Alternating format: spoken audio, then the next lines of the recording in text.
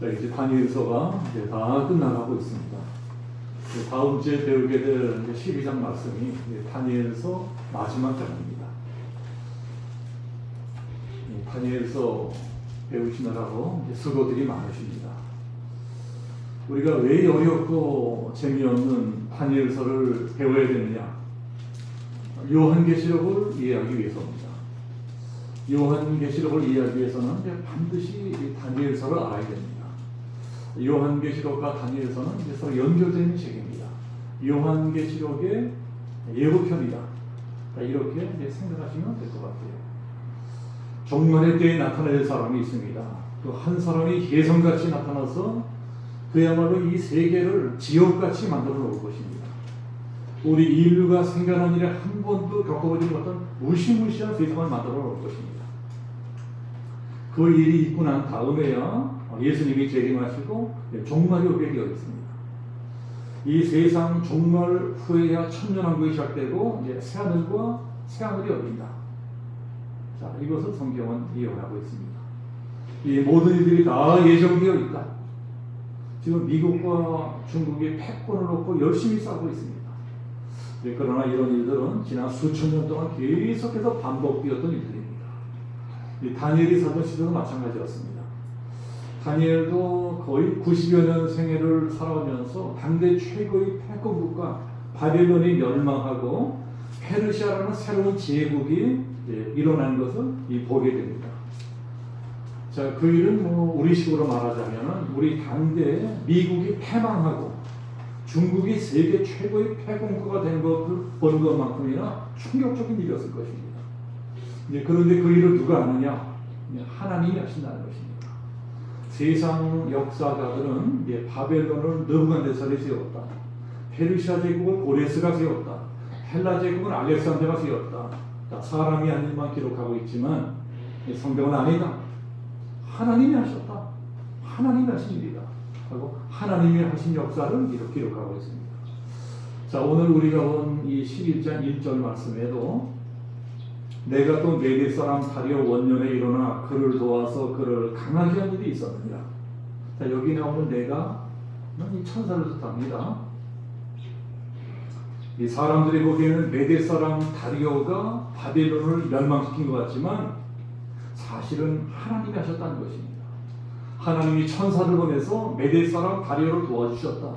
이기게 해주셨다. 그래서 그 어마어마한 난공불락의 요새 바벨론을 무너뜨리고 페르시아 제국을 세우게 하셨다. 결국 이 세상 역사는 사람들이 주관하는 것 같지만 그게 아니고 하나님이 주관하신다는 것입니다. 오늘 우리가 본 11장은 이제 페르시아 제국과 페르시아 제국 이후에 일어날 헬라 제국에 대한 예언의 말씀입니다. 오늘 성경 11장에서 우리가 배우게 될 것은 단 하나밖에 없습니다. 하나만 하시면 됩니다. 자, 그게 뭘까요?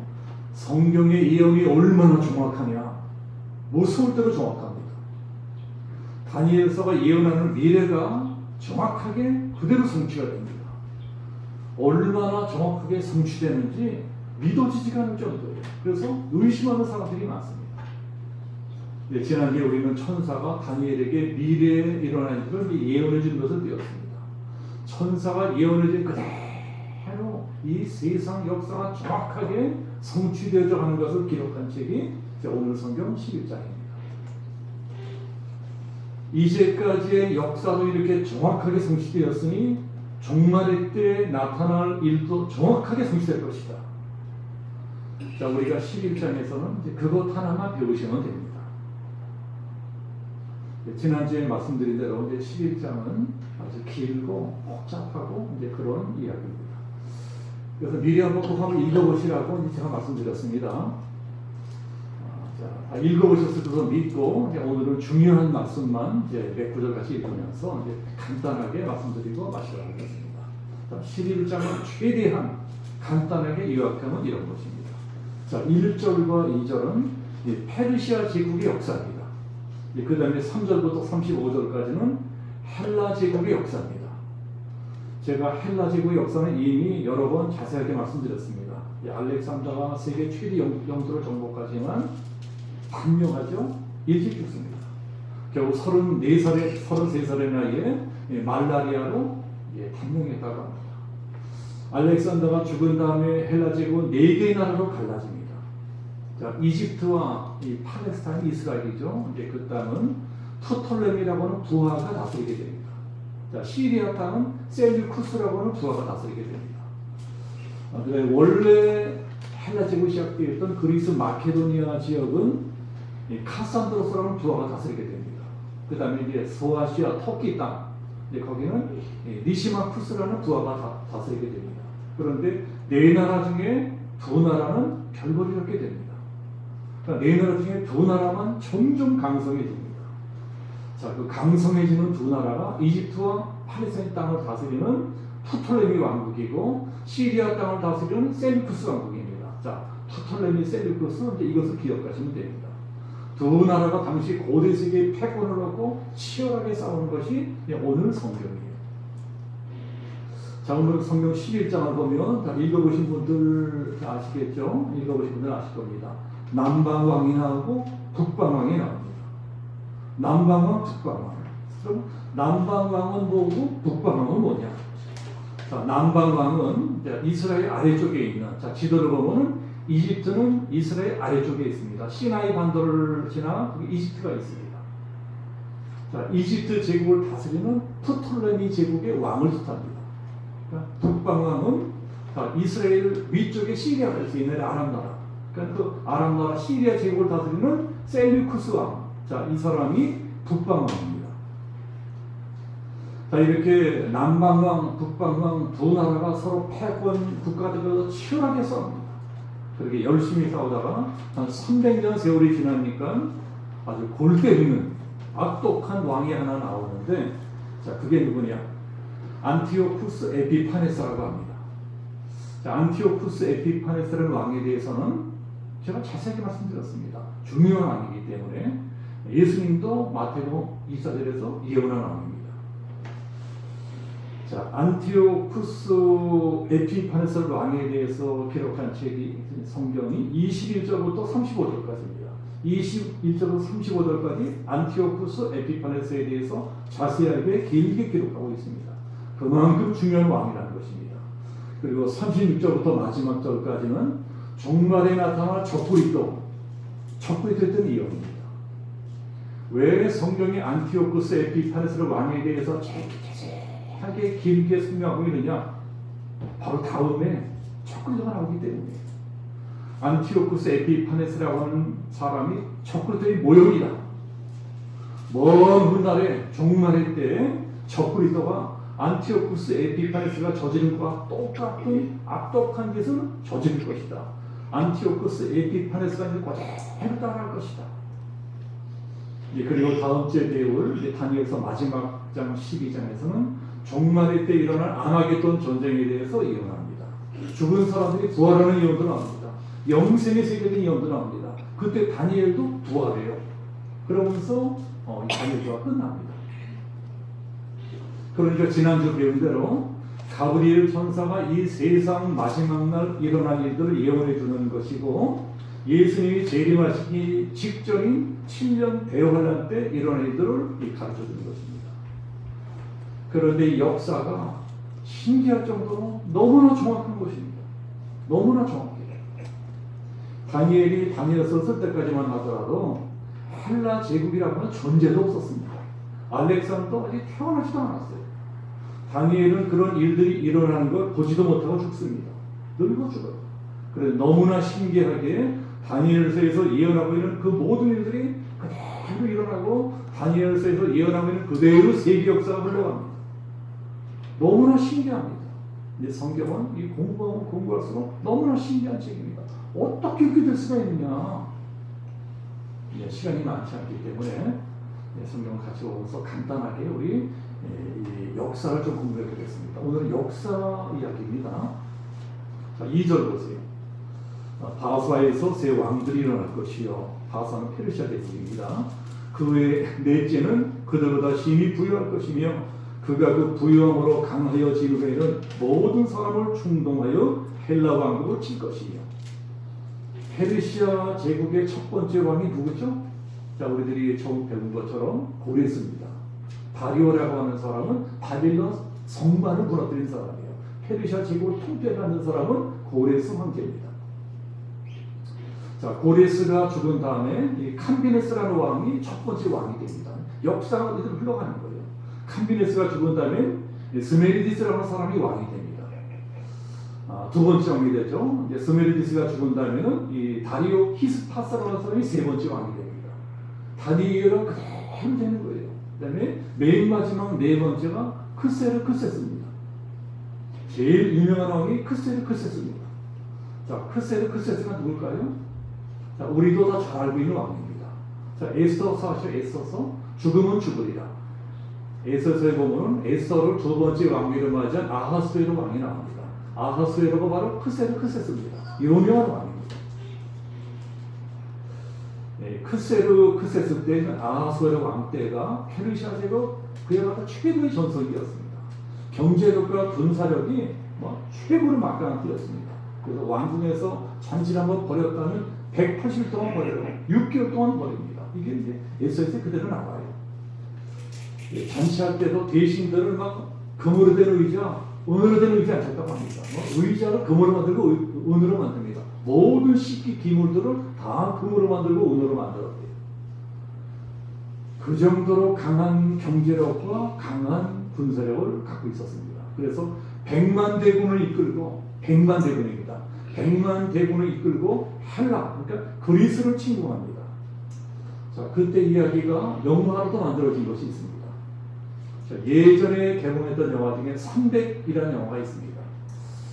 한 6, 7년 전에 개봉했어요. 보신 분도 계실 거예요. 300이라는 영화.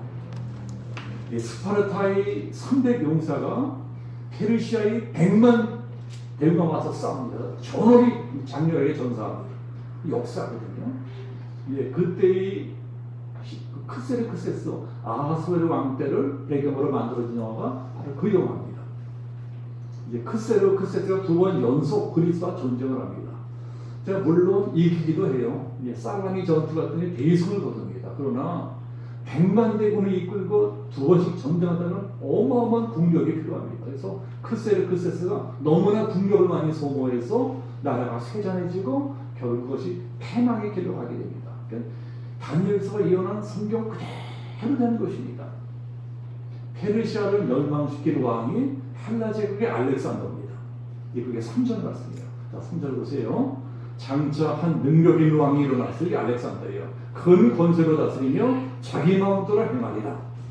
자, 4절 계속 보면 그러나 그가 강성할 때 그의 나라가 갈라져 천하사방에 나누일 것이나 그의 자손에게로 돌아가지도 아니할 것이요 또 자기가 주장하던 권세대로 되리 아니니 이는 그 나라가 뽑혀서 그의 다른 사람들에게 돌아갈 것이요. 자, 이것도 우리가 배운 것입니다. 알렉산더가 일찍 죽고 헬라 제국이 4개로 갈라진다는 것입니다. 알렉산더가 너무 일찍 죽었기 때문에 자기 자식들에게 나라를 물려주지도 못합니다. 엄한 사람들 다 먹어버려요. 다른 사람들 다 먹어버렸습니다. 알렉산더의 신복부와 4사람이 헬라 제국을 4등분해서 다스리게 됩니다. 남존일만 시킨 것입니다. 그러나 두 나라는 힘이 약했기 때문에 결국은 헬라 제국은 힘 있는 이 두 나라가 이끌어갑니다. 그 힘 있는 두 나라, 큰 나라 두 나라가 자, 제가 아까 말씀드린 이집트 왕국과 시리아 왕국이에요. 그러니까 프톨레미 왕국과 셀루쿠스 왕국이에요. 자, 5절부터 20절까지가 그 두 나라 때부터 안티오쿠스 에피파네스를 왕이 나타날 때까지 역사를 기록한 것입니다. 남방왕과 북방왕이 서로 치고받고 싸우면서 패권다툼을 벌이는 역사예요. 자, 5절 보세요. 자, 5절 보면 남방왕은 강할 것이나 그 군주들 중 하나는 그보다 강하여 권세를 떨치리니 그의 권세가 심히 클 것이요. 자, 여기 나오는 남방왕은 남쪽 나라 이집트 제국 프톨레미 왕을 뜻합니다. 그러니까 프톨레미 1세. 자, 프톨레미 1세는 알렉산더의 4명의 장군 중에 제일 유능했다고 합니다. 아주 유능한 신복부와. 그래서 알렉산더가 죽은 다음에 남방으로 내려가서 이집트를 다스립니다. 이집트를 세계적인 대제국으로 만들어냅니다. 그 군주들 중에 하나는 누구냐? 그 사람이 바로 셀루쿠스 1세입니다. 셀류크스는 프톨레미와 친한 친구 사이였습니다.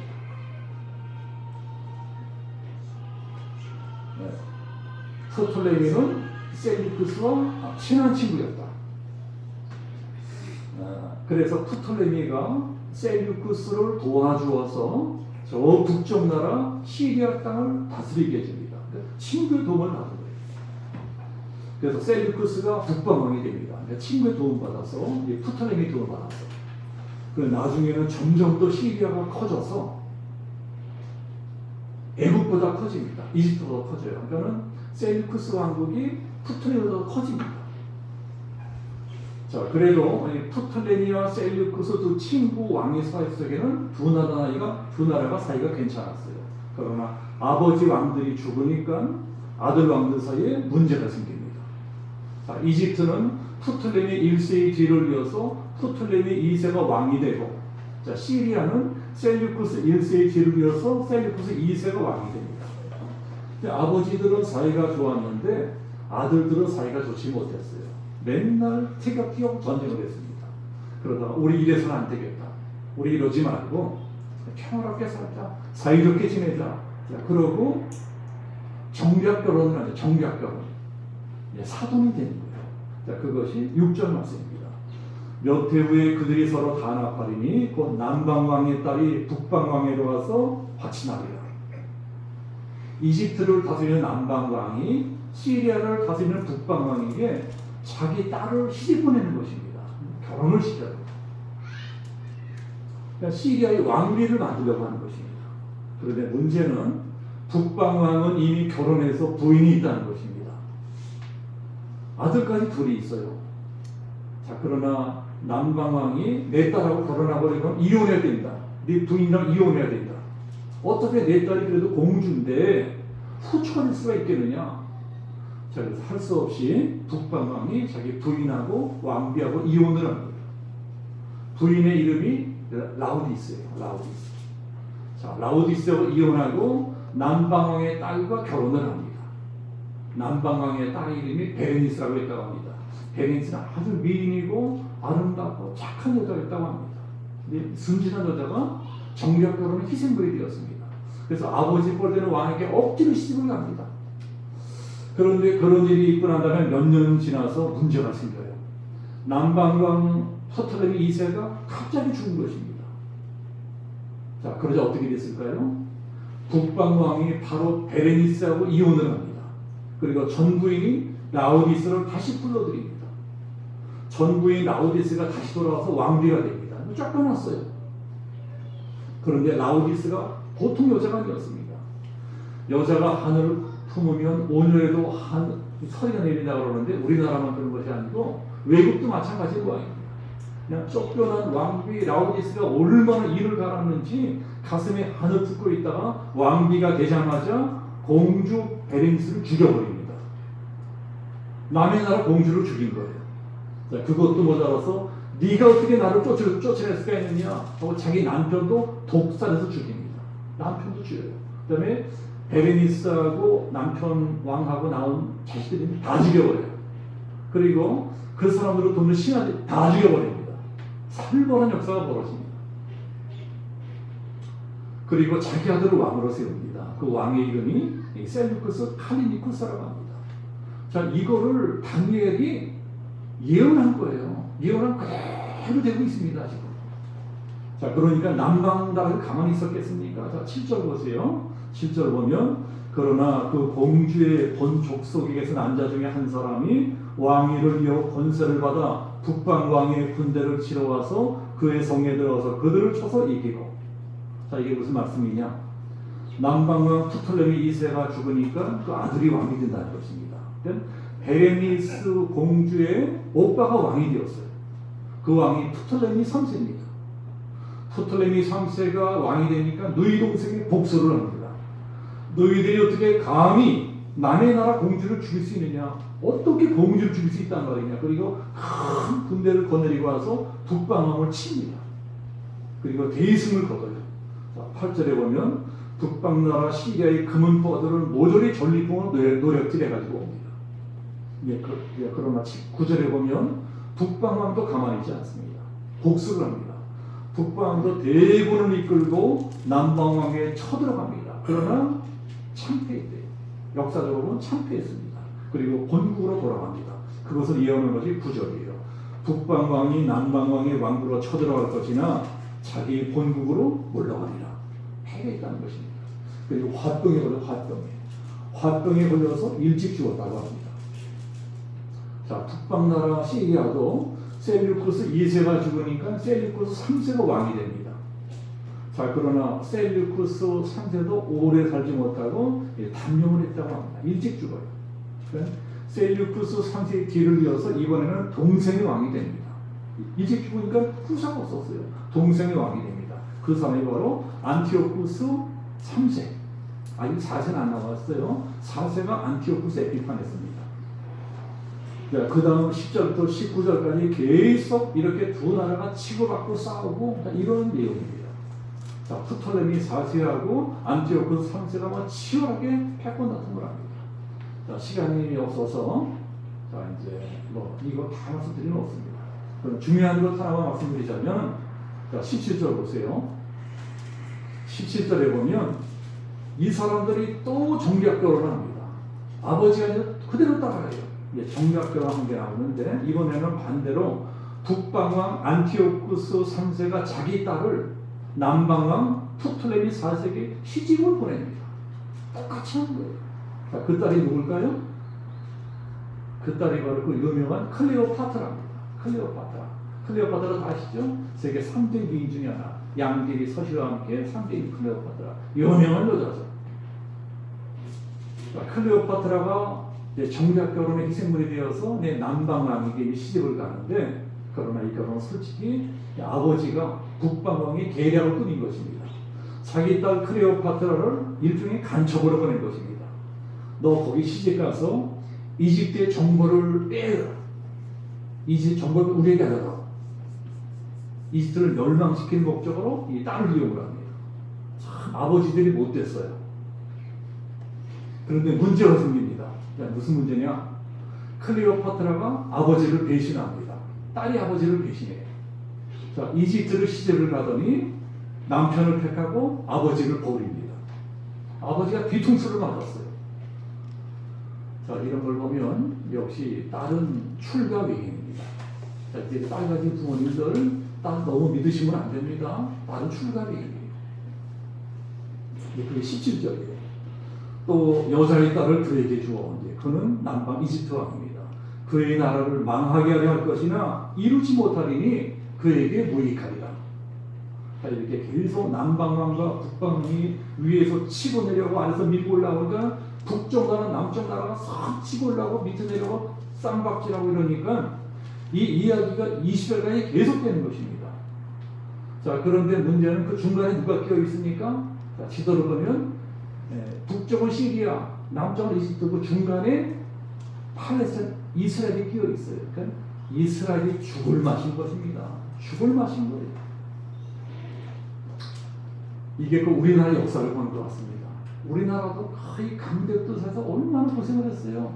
이스라엘 똑같이 고생을 하는 것입니다. 자, 그러다가 드디어 때가 참에 유명한 왕이 북방나라 시리아에 나타납니다.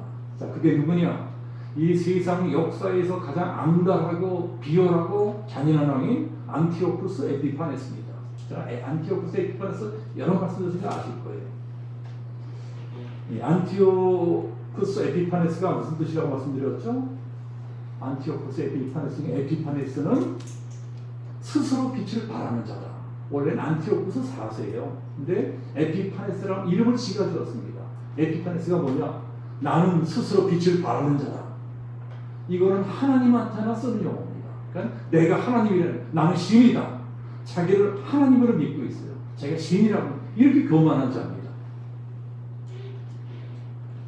자기가 하나님이라는 거예요. 자기가 신이라는 것입니다. 그리고 이스라엘 역사상 가장 치를 떨게 하는 가증한 일을 행합니다. 그 왕이 바로 이 사람입니다. 이 사람이 바로 종말의 때 나타난 적그리스도를 예표하는 모형이라는 것입니다. 자, 이렇게 에피파네스 유명한 사람인데 이 사람이 원래 어떤 사람이냐? 자, 21절 보세요. 21절 보면 또 그의 왕위를 이을 자는 한 비천한 사람이라. 자, 에피파네스 3세가 죽고 에피파네스 4세가 왕이 되게 되는데, 원래 에피파네스는 출신이 비천한 사람이었다는 것입니다. 출신이 비천한 사람입니다. 원래는 왕이 될 자격이 없는 사람입니다. 왕이 계승자가 따로 있었어요. 왕위를 물려받고 있던 사람은 이 데미트리스라는 사람이었습니다. 그런데 이 데미트리스가 다른 나라 다니는 통해서 교활하게 이 속임수를 써가지고 왕위를 찬탄을 합니다.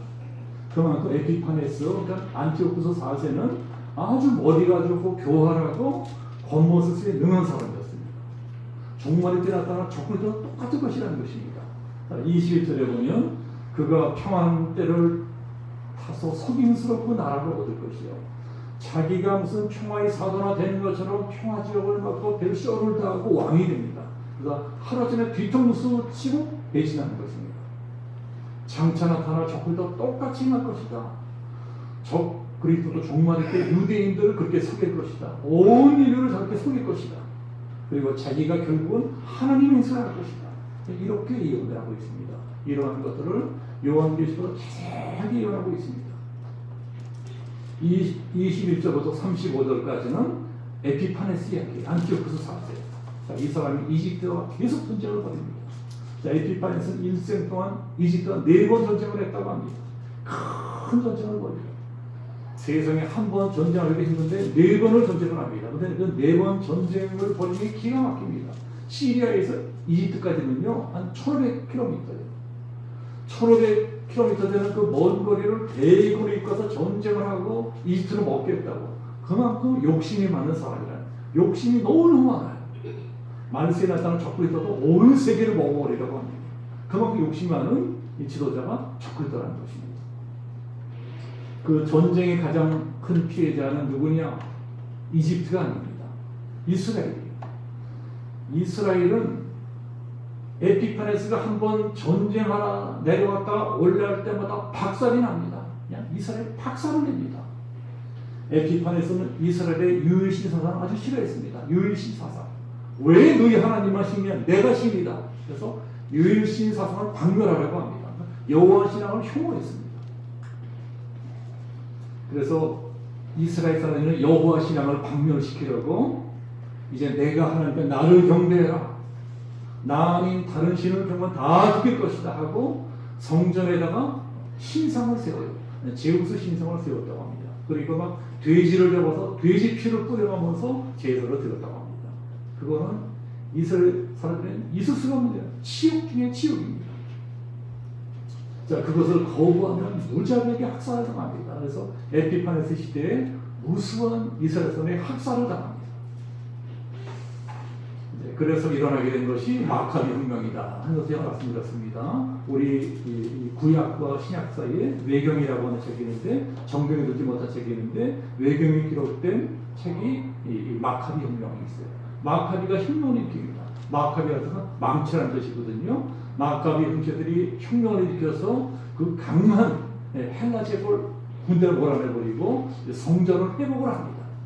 그래서 헬라군을 쫓아내버리고 성전을 청소하고 성전을 보수하고 다시 제사를 드리는데, 자, 그래서 그날을 기념하는 명절이 하누카라는 명절이라고 말씀드렸어요. 자, 하누카는 수전절이다. 그러니까 성전을 다시 수복한 날이다. 그래서 지금도 이스라엘 사람들은 하누카라는 명절을 지키고 있고, 신약 성경에도 수전절이 한번 나와요. 예수님께서 살아계실 적에. 여기까지가 에피파네스에 대한 역사라면은, 자, 35절, 6절부터는 종말의 때 나타날 적그리스도에 대한 예언입니다. 35절 끝에 보면 이는 아직 정한 기한이 남았습니다. 이게 무슨 말인가 하니, 자, 이런 비극의 역사가 에피파네스 때로 끝나는 것이 아니라는 것입니다. 이것과 똑같은 일들이 종말의 때 환난 날에 다시 한번 반복될 것이다. 그래서 이것도 이중 예언입니다. 이중 예언. 성경은 예언을 할 적에 금방 나타난 가까운 미래를 예언하고 그 다음에 먼 미래의 일을 동시에 예언합니다. 그래서 이중 예언이라고 합니다. 예수님께서도 예루살렘 성이 멸망될 것을 예언하시고 그거는 몇십 년 후에 일어날 일이에요. 그 다음에 먼 날 종말의 때 일어날 역사도 같이 기록하셨어요. 그러니까 다니엘서 이렇게 예언하는 것입니다. 가까운 미래와 먼 미래를 동시에 예언합니다. 에피판에서는 악탄령이 이런 저될 것이다. 그 다음에 정말의 적그리스도가 더 무서운 일이 될 것이다. 이중예언이라고 합니다. 자, 그것을 예언하는 말씀이 36절부터 39절까지입니다. 우리가 이제 9장에서 배웠던 대로 종말의 때에 적그리스도 한 일에 우리가 70일에 대한 예언을 배웠죠. 70일에 69일에 지나고 한 일회가 나와요. 그 한 일회가 바로 7년입니다. 그러니까 7년 동안 이 적그리스도가 유대 사람들과 평화 조약을 맺을 것이다. 뭐 어떻게 맺는지는 모르겠어요. 어떤 조약을 맺습니다. 그리고 성전까지 짓습니다. 그러다가 한 일의 절반, 그러니까 3년 반이 지나니까 적그리스도가 배신하고 본색을 드러냅니다. 내가 하나님이 나를 섬겨라. 거부하는 자는 다 죽일 것이다. 그때 대학살극이 벌어집니다. 이것을 예레미야서에서 예언하고 있습니다. 이것을 야곱의 화답이다. 야곱은 이스라엘입니다. 자, 여기서 중요한 것은 과연 종말의 때에 나타날 적그리스도는 어떤 사람이 될 것이냐. 자, 적그리스도 어떤 사람이 될 것이냐. 궁금한데 오늘 성경이 중요한 정보 하나를 가르쳐 줍니다. 자, 37절에 보면 그가 적그리스도입니다. 그가 모든 것보다 스스로 크다 하고 그의 조상들의 신들과, 자, 여기 나온 조상들의 신들이 누굴까요? 복수로 나와 있습니다. 예, 이스라엘 사람이 섬기는 여호와 하나님입니다. 여호와 하나님을 복수로 표현합니다. 그러니까 이게 무슨 말씀인고 하니 적그리스도는 유대인의 혈통에서 나올 것이다. 적그리스도는 유대인일 것이다. 유대인이 아니면 최소한 유대인의 피를 이어받은 유대인의 혈통에서 나오는 사람이 적그리스도가 될 것이다. 자, 그래서 잘 지켜봐야 됩니다. 저도 관심 있게 지금 이 세상 역사가 어디로 흘러가고 있나 지켜보고 있습니다. 뉴스를 보면서도 지켜보고 있어요. 그 다음에 이스라엘도 지켜보고 있습니다. 유대인의 역사가 굉장히 중요합니다. 종말의 역사는 이스라엘에 연결되어 있어요.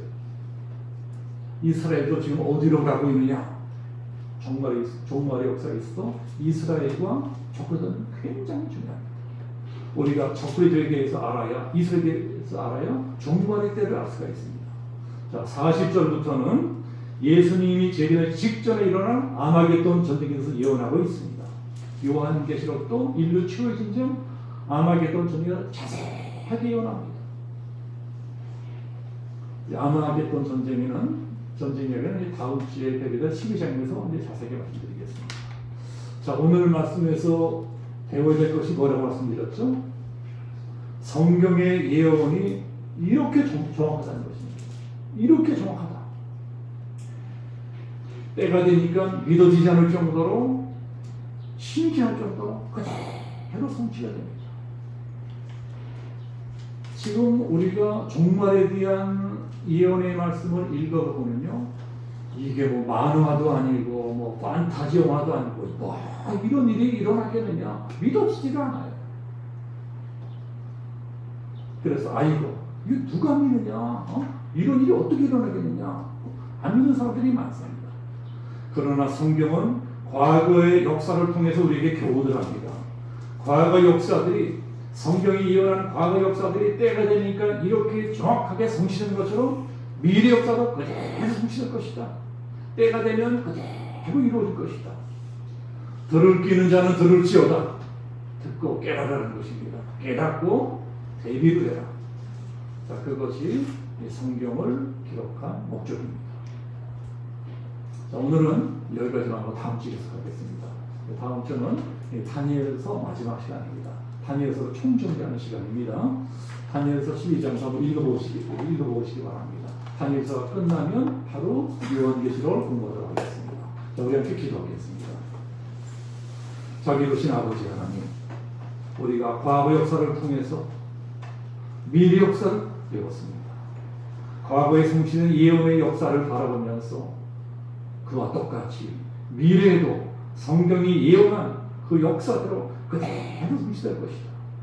아버지 하나님, 우리가 겸손하게 성경의 말씀에 귀를 기울이며 인류 역사가 지금 어디까지 흘러와 있나 이것을 분별하는 지혜로 눈을 갖게 되기를 원합니다. 아버지 하나님, 이 위험하고 어려운 시대 코로나로 온 세계가 흔들흔들하지만 이것은 시작에 불과하고 앞으로 어떤 일이 어떻게 벌어질지 모른다. 아버지 하나님, 성경을 통해서 겸손하게 하나님만 의지하며 하나님과 동행하는 복된 성도의 삶을 살아갈 수 있게끔, 만약에 우리 당대 주님이 오신다면 성경 예언처럼 들림받고 휴거되어 7년 혼인잔치에 참여하는 우리 모두가 될 수 있게끔 은총을 베풀어 주옵소서. 감사드리오며 예수 그리스도 이름으로 기도합나이다. 아멘.